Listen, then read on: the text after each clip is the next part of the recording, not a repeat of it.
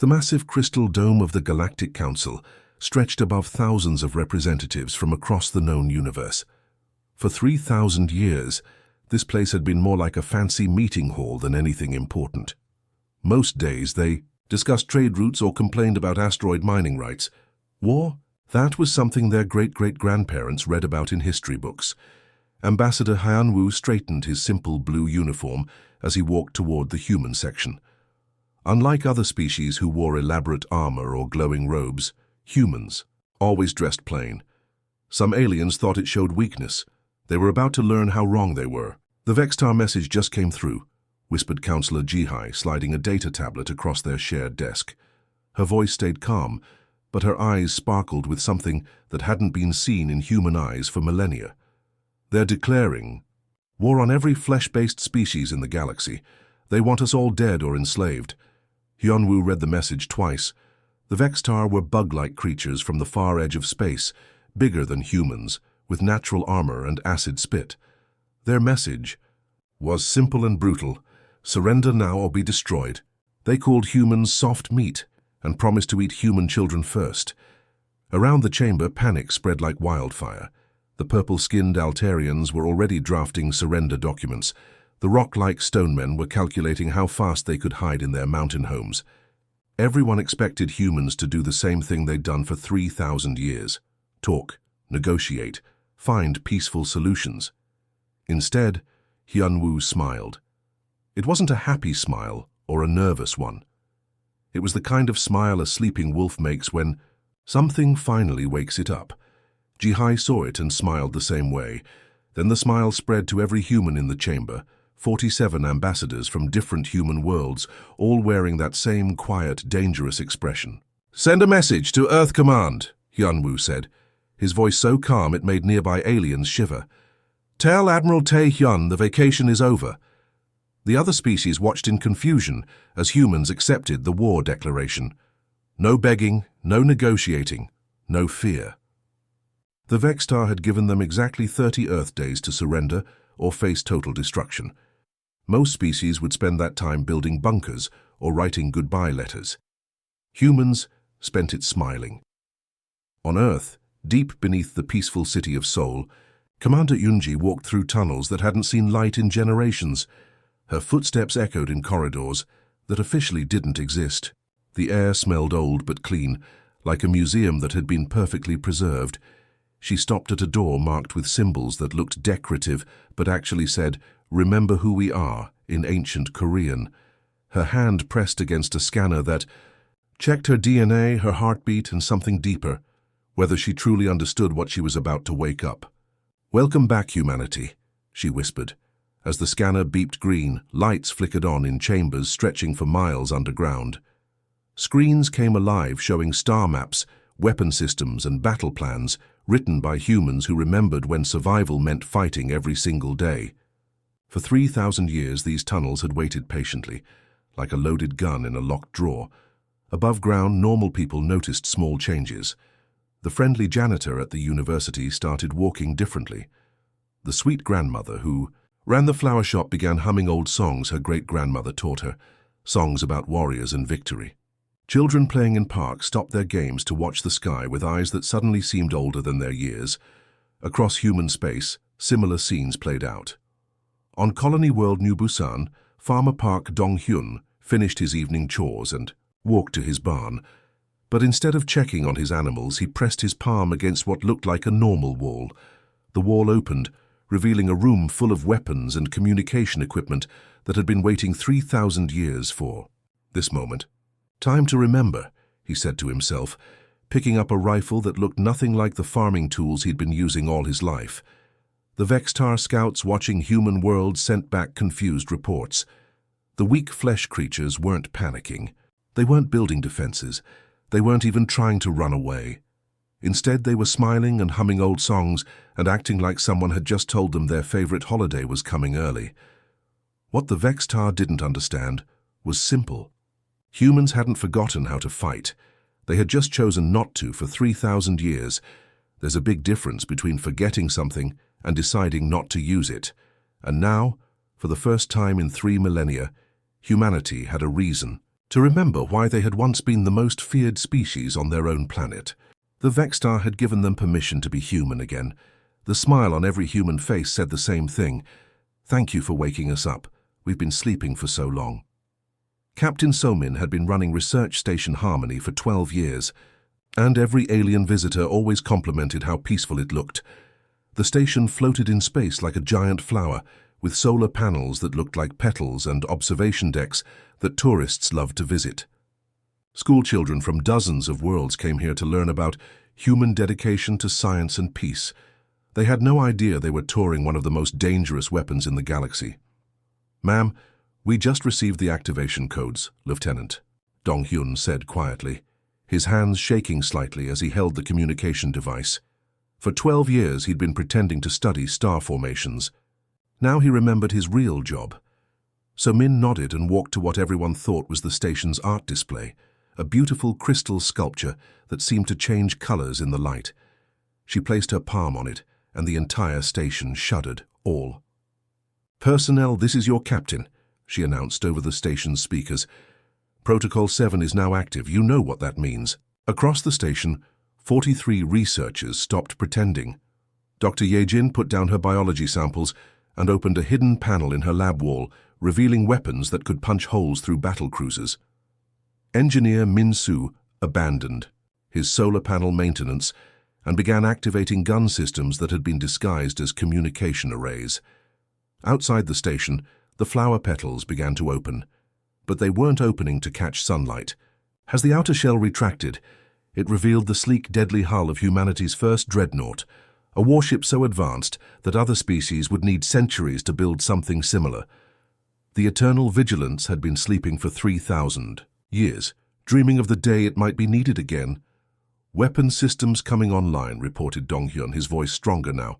"All batteries charged, missile tubes loaded, shields at maximum."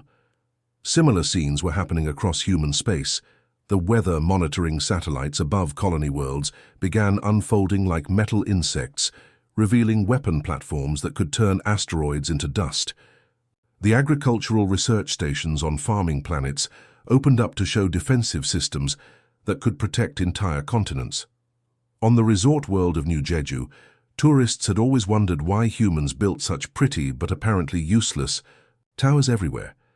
Now they watched in amazement as those towers rose higher, revealing themselves as massive railguns that could shoot projectiles across the solar system. "How long have these been here?" asked a terrified Altarian diplomat, who happened to be vacationing there.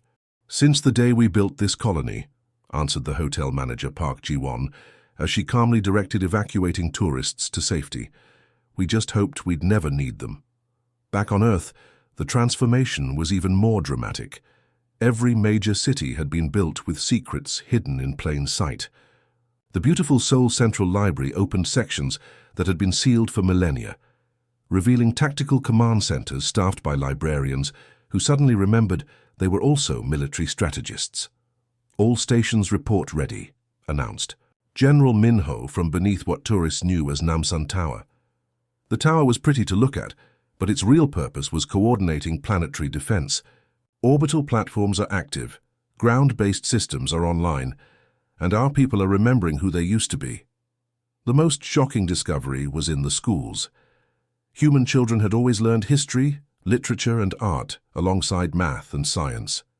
What other species didn't realize was that human history was 3 million years of warfare. Human literature was full of battle strategies disguised as stories, and human art often showed the most efficient ways to defend territory. 8-year-old Park Soo-jin was in her art class when the teacher, Ms. Hae-won, suddenly started explaining how the finger paintings they'd been making were actually maps of defensive positions. The clay sculptures were models of fortifications. Even their singing. Games were memory devices for remembering battle formations. "We've been training warriors while everyone thought we were raising peace-loving children," Ms. Hae-won said, her gentle teacher's voice carrying a new edge. "And now it's time to remember why." The Vextar scouts approaching the outer colonies transmitted increasingly panicked messages. The defenseless human settlements were bristling with weapons that seemed to appear from nowhere. Playgrounds turned into missile batteries. Hospitals revealed hidden armor plating. Even the pretty gardens had defensive positions built into their design. "How is this possible?" demanded Vextar Commander Zixtar as his advanced scouts reported. That human kindergartens were more heavily defended than most military bases. Intelligence said these creatures were weak. What the Vextar couldn't understand was that humans had never stopped being dangerous. They had just gotten very, very good at hiding it. For 3,000 years, while other species celebrated humanity's evolution beyond violence, humans had been quietly maintaining the most sophisticated military network in galactic history. Every human knew the plan because every human had grown up learning it, disguised as innocent cultural traditions. Every building was a potential fortress because humans never forgot that someday someone might try to hurt their families. The sleeping giant wasn't waking up. It had never been asleep. It had just been waiting very, very patiently for someone stupid enough to poke it.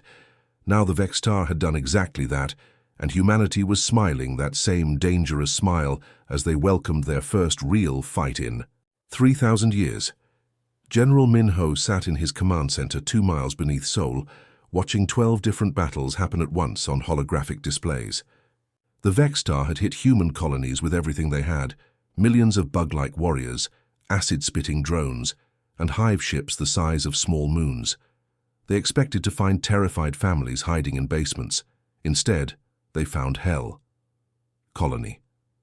7 reports enemy eliminated, announced Major Haywon, her voice as calm as if she was reading weather reports.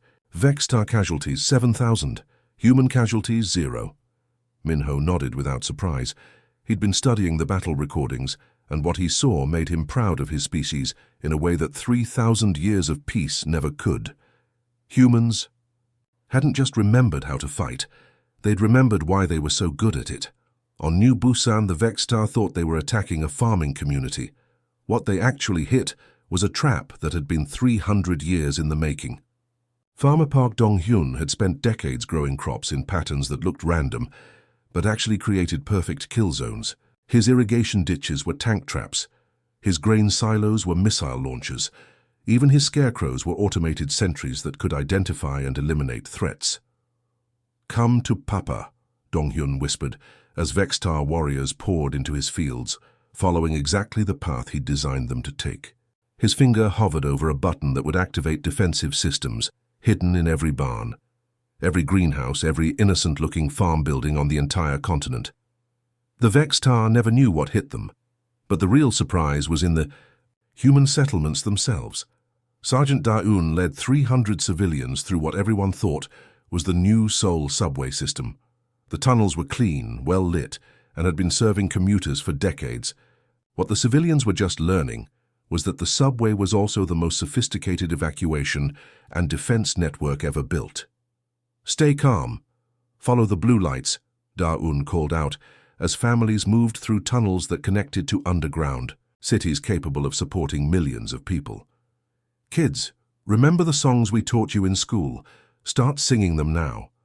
The children began singing what sounded like innocent nursery rhymes, but their songs were actually coded instructions. That told defense systems where civilians were located, so the automated weapons wouldn't accidentally hurt them. Every human child learned these songs, along with games that taught them how to move quickly and quietly through emergency situations. Above ground, Corporal Jun Seo operated defensive systems that had been built into the most innocent places imaginable. The merry-go-round in Central Park unfolded into a rotating gun platform. The jungle gym became a missile launcher. Even the sandbox was actually a hidden entrance to ammunition storage. "This is insane," muttered Vextar Scout Prime. Crick says his unit was systematically destroyed by weapons emerging from a children's playground. How do they turn everything into a weapon? The answer was simple. Humans had spent 3 million years learning that anything could be dangerous if you were creative enough. A pencil could be a weapon. A cooking pot could be armor. A children's song could coordinate military operations. Most species learn to fight by building armies.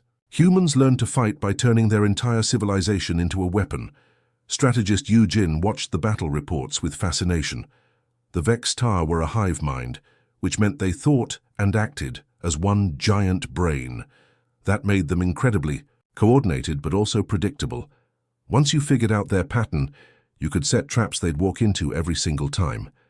They keep making the same mistakes, she observed, watching Vextar forces repeatedly fall for identical ambushes. Their strength is also their weakness. Humans, on the other hand, were chaos personified. Every human commander made different decisions. Every human soldier fought differently. Some preferred direct attacks, others used sneaky tactics. Some were methodical planners, others improvised on the spot. The Vextar couldn't predict human behavior because humans couldn't predict each other. On Colony 12, Commander Yunji used psychological warfare that would have made ancient human generals proud. She had her defenders play earth music through loudspeakers, old war songs, funeral dirges, and children's lullabies that somehow sounded threatening when you were being shot at. The combination of unfamiliar sounds and unexpected tactics broke Vextar formations before the fighting even began. "They're not just defending," reported Vextar General Vixtor to his Queen Mother. "They're enjoying this. They're having fun while they destroy us." That was the most terrifying part. Humans weren't fighting out of desperation or fear. They were fighting with the joy of people who had finally found something they were naturally good at. Every successful ambush, every clever trap, every moment of tactical brilliance reminded them of something they'd almost forgotten. They were the descendants of apex predators who had conquered their own planet through pure stubbornness and creativity. The galaxy watched in horror and fascination as humanity demonstrated what 3 million years of evolution had actually produced. Not peaceful philosophers or gentle diplomats, but the most adaptable, unpredictable, and dangerously creative warriors the universe had ever seen, and they were just getting started. Admiral Tae Hyun stood before the massive holographic map that filled the entire wall of Earth's deepest command bunker. Red dots showed Vexitar strongholds scattered across the galaxy's edge, hundreds of worlds that the bug-like aliens thought were secret. Blue lines traced supply routes they believed were hidden. Green markers indicated their breeding colonies that no outsider was supposed to know about. The problem for the Vextar was simple. Humans had known about all of it for 800 years. "Hand me the cultural files," Tae Hyun said quietly to Captain Su Young, who passed him a datapad containing thousands of years of research. "Let's remind them why patience is humanity's greatest weapon." The information was staggering. Every peaceful human explorer who had wandered near Vextar space, every lost human trader who had accidentally entered their territory, every human scientist who had studied unknown energy signatures in that sector, all of them had been intelligence gatherers, quietly mapping the greatest threat the galaxy had never seen coming. Agent Minji had spent 15 years living on Vextar border worlds, pretending to be a xenobiologist studying alien ecosystems. She spoke their clicking, chittering language perfectly. She knew their breeding cycles, their food preferences, their religious beliefs, and most importantly, their military weaknesses. What looked like innocent scientific research had actually been the most comprehensive intelligence operation in galactic history. "They have 3 types of warriors," Minji explained to the War Council, her voice steady, despite having lived among humanity's enemies for over a decade. "Builders who construct hives, hunters who find food, and defenders who protect the Queen Mothers. Each type has different biology, different psychology, different ways of thinking." This wasn't just academic knowledge. Human weapons designers had used Minji's research to create specific tools for fighting each type of Vextar warrior. Sonic weapons that disrupted builder coordination, chemical agents that confused hunter tracking abilities, electromagnetic pulses that interfered with defender communication networks. The Vextar Queen Mother Vrexizi screamed her rage from her throne room deep inside the primary Hive world. How were these soft meat creatures striking her most secret installations? How did they know about breeding chambers that were hidden beneath miles of rock? How were they appearing exactly where her forces were most vulnerable?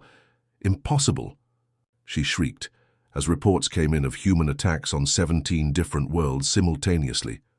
"We never told them about these places. We never even communicated with them." What Vrexizi didn't understand was that humans had learned about her Empire the same way they learned about everything else, by watching, listening, and remembering everything.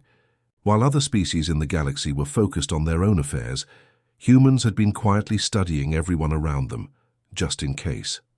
Intelligence Director Min pulled up files that made even experienced military officers whistle in amazement. Humans had been tracking Vextar expansion for centuries, using methods so subtle that the aliens never noticed. Changes in asteroid mining patterns, fluctuations in cosmic radiation, shifts in interstellar dust clouds, even the migration patterns of space-dwelling creatures that the Vextar hunted for food. We knew they were coming before they knew they were coming, Min explained to the Galactic Council representatives, who had finally realized that humanity's intelligence networks were far more sophisticated than anyone had imagined. Every cultural exchange program, every scientific expedition, every trade mission. We were gathering information about potential threats. The other species began to understand something that made them deeply uncomfortable. For 3,000 years, while they had seen humans as peaceful and harmless, humans had been quietly studying them too, not as enemies, but as potential allies who might need protection someday. Human anthropologists had lived among every major civilization, learning their strengths and weaknesses, their hopes and fears, their capabilities and limitations. On the battlefield, this knowledge became devastating tactical advantages. Human. Commanders knew exactly how Vextar forces would react to different situations because they understood the psychological patterns that drove hive mind thinking. They could predict enemy movements days in advance because they knew how Vextar logistics worked, how their supply chains functioned, how their command structure made decisions. Commander Min coordinated attacks on Vextar supply lines with surgical precision. He knew which shipments contained food, which carried weapons, and which transported new warriors to the front lines. Cutting off just the right supplies at just the right time could cripple entire Vextar fleets without firing a single shot. "They're not just reacting to our attacks," observed Vextar Tactical Coordinator Zexnar, his mandibles clicking in confusion. "They're anticipating our responses to their attacks. They know what we're going to do before we do it." That was exactly right. Humans had spent centuries learning to think like Vextar, to understand their decision-making processes, to predict their strategies. It was the same skill that had once helped human hunters track dangerous animals on ancient Earth, the ability to get inside an enemy's mind and see the world through their eyes. The galaxy was beginning to realize that humanity's long peace hadn't been naivety or weakness. It had been the patience of apex predators choosing their moment, gathering information and preparing for threats that others couldn't even see coming. And now that moment had arrived. The war ended not with explosions or dramatic final battles, but with silence. Admiral Tae-hyun walked through the corridors of the Vextar flagship, his footsteps echoing in halls that had once buzzed with the chittering voices of billions of warriors. Now only a few hundred survivors remained, huddled in the deepest chambers of their once mighty hive ship. Queen Mother Vrexisi cowered on her crystalline throne, her massive form trembling as the human admiral approached. She had expected death, torture, or slavery, the same fate she had planned for every human in the galaxy. Instead, Tae-hyun carried something that confused her more than any weapon could have: official documents written in perfect Vextar script. "We could end your species today," he said softly, his translator converting his words into the clicking sounds of her language. "Every hive world is defenseless. Every queen mother is at our mercy. Every egg chamber is within range of our weapons." Vrexisi's compound eyes focused on the papers he held: peace treaties, reconstruction agreements, integration protocols that would allow surviving Vextar to join the Terran Concordat as protected citizens rather than conquered slaves. "Why?" she whispered, her voice barely audible through the translator. "Why spare us? We came to destroy. We called you weak. We promised to eat your children first." Tae-hyun's smile was the same one that had appeared on human faces throughout the war, gentle, patient, and somehow more frightening than any expression of anger could have been. "Because sparing you proves something important," he said.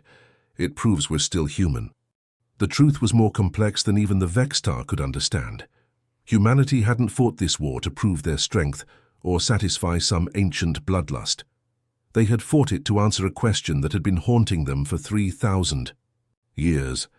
After so long without conflict, were they still the same species that had once conquered their own planet through sheer determination and creativity? Ambassador Hyunwoo stood before the Galactic Council, addressing representatives who now looked at humanity with a mixture of awe and terror.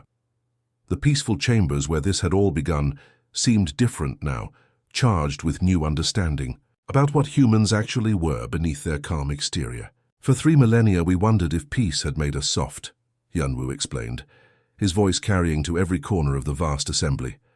We wondered if our children would remember how to protect themselves if something terrible came for them. The Vextar gave us the answer. The answer was written in the wreckage of the most powerful military force the galaxy had seen in millions of years. Humanity had dismantled the Vextar war machine with an efficiency that shocked even themselves, not through mindless violence or lucky breaks, but through the systematic application of everything their species had learned about survival during 3 million years of evolution. Diplomat Seo Jin worked with Vextar survivors to establish new colonies where they could rebuild their civilization under human protection. The irony wasn't lost on anyone. The species that had once promised to devour humanity was now dependent on human mercy for their continued existence. Your people fought well, Seojin told young Vextar workers who were learning to farm instead of fight. But you made one critical mistake. You forgot that the most dangerous predator is often the one that looks harmless. Back on Earth, the changes were already becoming visible. The hidden weapons were being carefully stored away again, but not forgotten. The defensive systems remained active but disguised. Most importantly, human children were asking new questions about the history lessons they'd always taken for granted.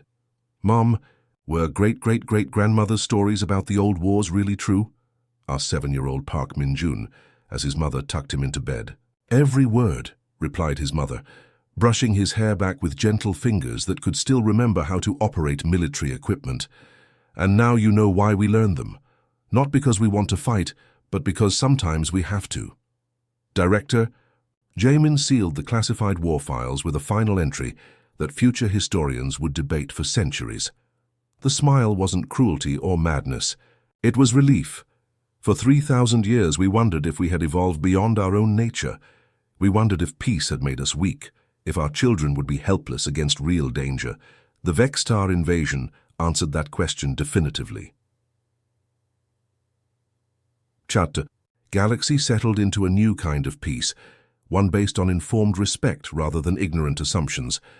Other species now understood that humanity's greatest strength wasn't their capacity for violence, but their wisdom in choosing when to use it. They were still the same gentle teachers, patient diplomats, and brilliant scientists they had always been.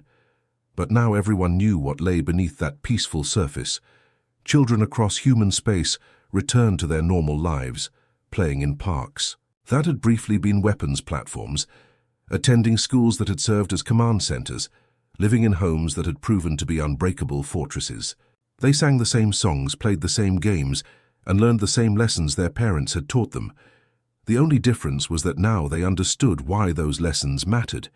They knew that being human meant more than just being smart, or creative or adaptable.